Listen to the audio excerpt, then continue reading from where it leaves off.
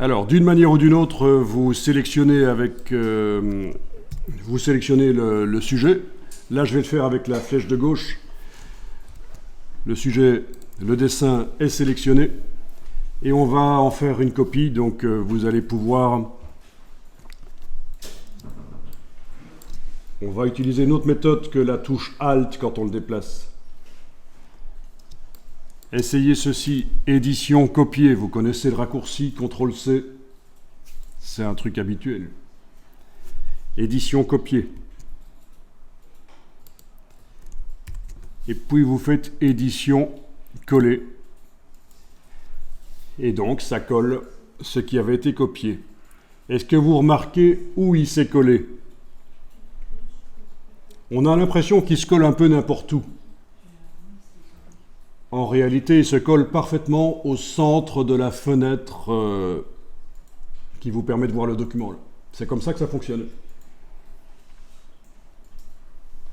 Bon, ben c'est pas grave où il s'est collé, mais je tenais à vous dire que c'est comme ça que ça fonctionne. Quand on colle, ça arrive au centre de la fenêtre. Donc n'espérez pas que ça arrive ailleurs. Ce sera toujours au centre de la fenêtre. D'ailleurs, si j'annule et que je bouge un peu la fenêtre là et que je colle, vous voyez, c'est toujours au centre. J'annule, je bouge la fenêtre là, je colle, toujours au centre. Voilà. Bien, donc on a un deuxième chien, enfin un deuxième élément. Tout le monde ne travaille pas sur des chiens. On va faire en sorte qu'il soit symétrisé.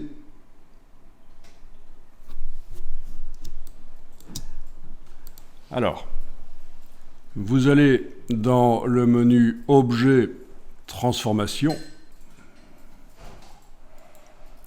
et vous allez jusqu'à la ligne Miroir. Il est toujours bien sélectionné. Donc il faut qu'il soit sélectionné, bien sûr. Donc menu Objet, Transformation, Miroir. Ça, c'est une fonction qui existe depuis très longtemps dans Illustrator, depuis 25 ans, la première version. Depuis lors, il y a des effets de transformation qui sont apparus et c'est plus performant, mais ça prend plus de temps pour les apprendre. Mais c'est plus performant. Là, comme vous êtes des débutants, je vous amène vers l'ancienne manière de faire une symétrie.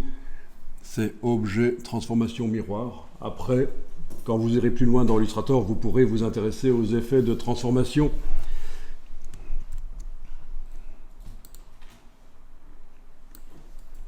Donc voilà, avec la case aperçu cochée, vous voyez déjà ce que ça donne. C'est exactement ce que je voulais. Une symétrie comme ça sur un axe vertical. Donc, on clique sur OK et voilà.